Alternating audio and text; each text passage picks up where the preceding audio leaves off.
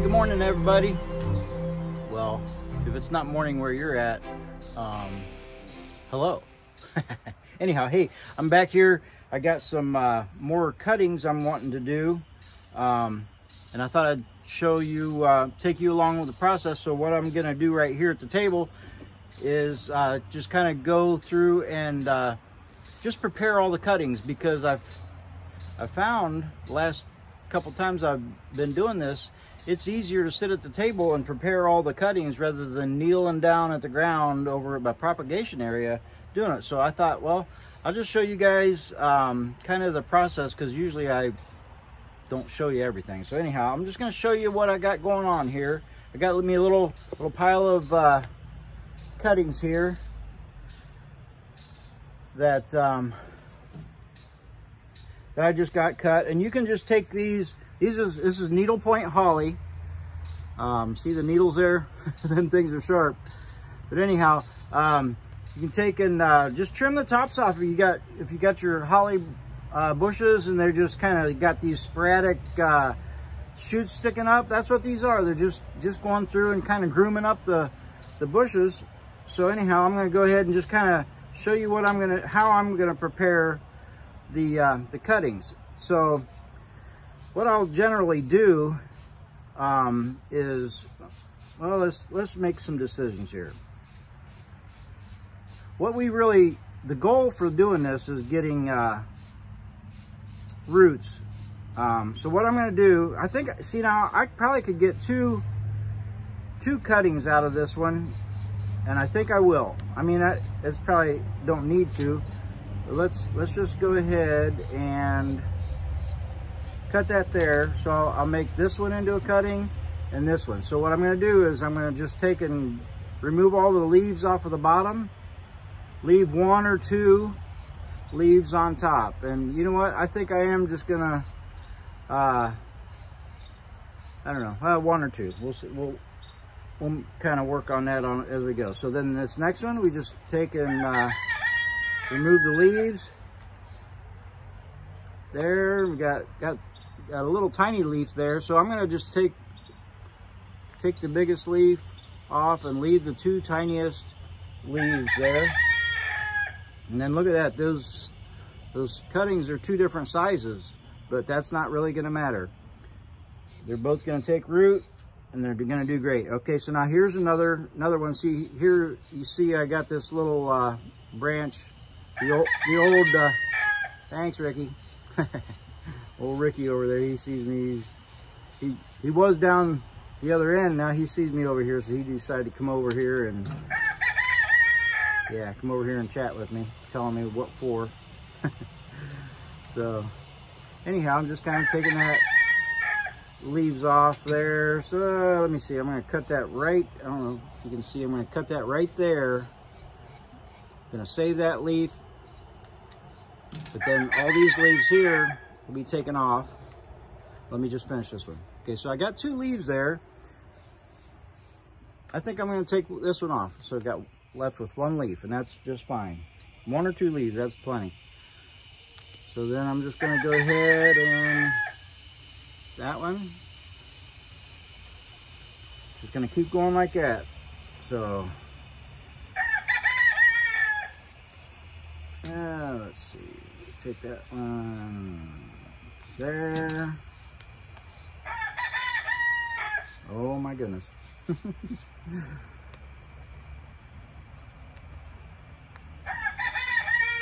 Now another thing you can do, and I do sometimes, but not always, is you can take your thumbnail and kind of scrape the cambium layer there, mostly around the node. The nodes where the roots are going to form is a good idea, or you can take and scratch it with your, let me see, let me see, get it to where you can see. You can take and scratch it a little bit with your blade. You can do that. That kind of does help. I generally don't do it because, I don't know, it just seems like I don't always need to, so been having pretty good luck without doing that. The time I will do that more often than not is when I'm working with cuttings that I've purchased. So if I go on FigBid and order some fig cuttings or something like that, and I will I take all the extra steps then. Now here, man, the last batch of holly I did, my buddy Matt sent me the cuttings, and this is how I prepared them, and I don't think any of those died. Ended up with all of them. So let's see here. I think I'll go there with that one. So yeah, you can kind of just see how I'm just doing 1 or 2 leaves. What the goal is to have 1 or 2 nodes, leaf nodes, under the ground. So really only 1's all you need, but if you have 2, that's a better chance of it rooting. They'll generally root on the bottom node, and then sometimes the second node up. So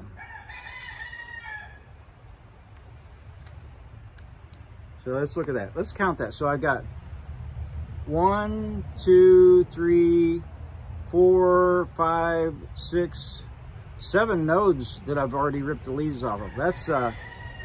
That's quite a few nodes. So I'll have 1, 2, 3, maybe 4 nodes under the ground on that one. That's way more than you need, but it just gives it plenty to work with. Let's see here. Where? Uh-oh, I destroyed that one. Oh, you know what? Still got a leaf, and I'm gonna use that. That'll be just fine. I did kind of mess it up though.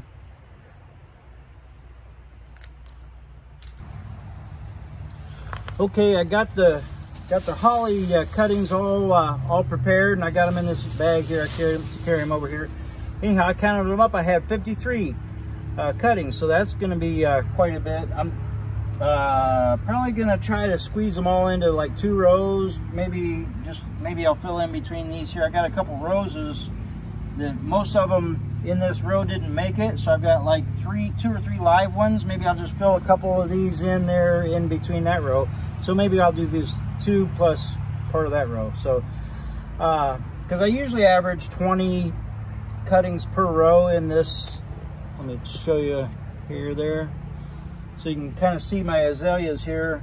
I got average about 20 per row, and so that works out pretty good.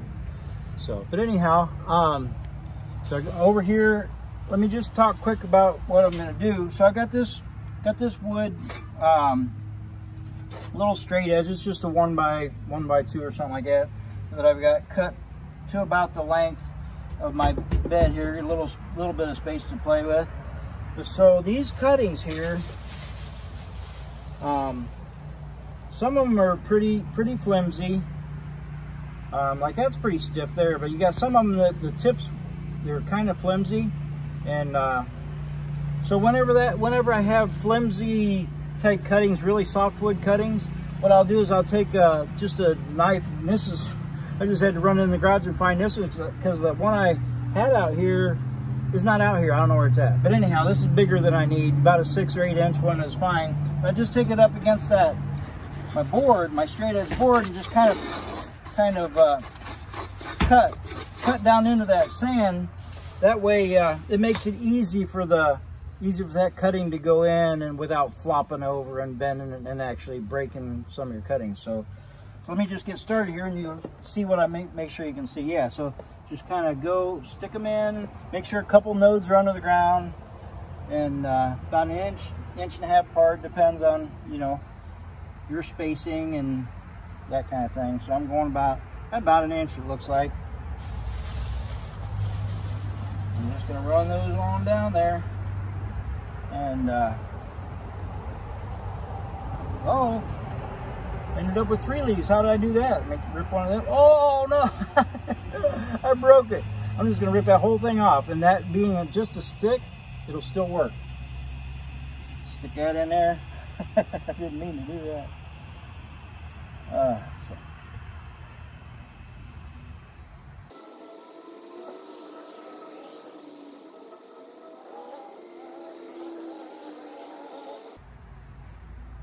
In fact, I'm going to pull that out of there so I don't I can see my slot there for where they go pretty good. So I'm just gonna put it in there right up against that. And I'm kind of pushing a little bit just to kind of slightly pack that in, because I went kind of wide on my making that cut, so some of them were like falling over.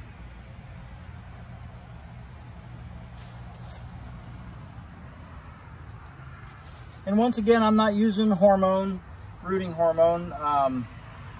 That's something that you can do, and it does increase your success rate.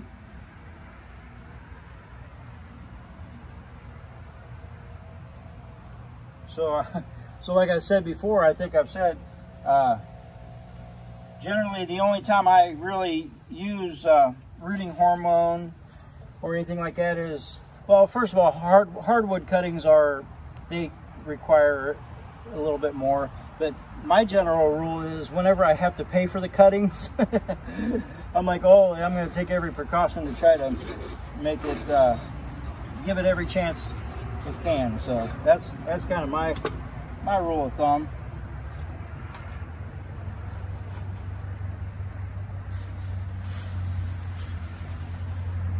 In fact, let me put the camera down just a little bit so you can get a better view there. I'm dropping them all over the place.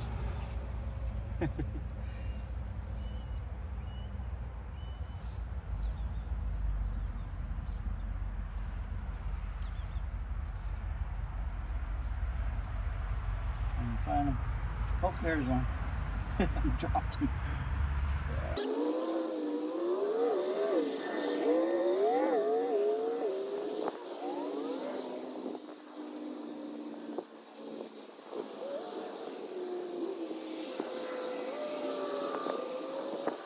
Alright, well, I got 4 more, so I'll just take and put 4 more right over here, and that'll be fine for those.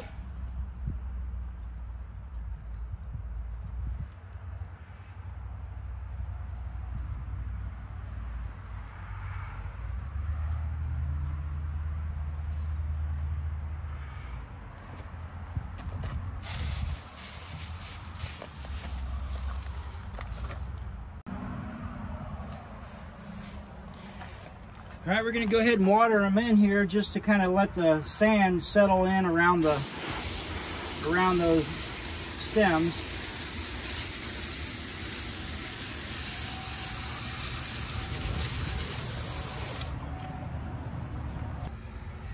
Okay, so that's all there is.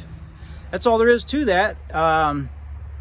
Just thought I'd take you along, so you can see my process, and you can see I've got.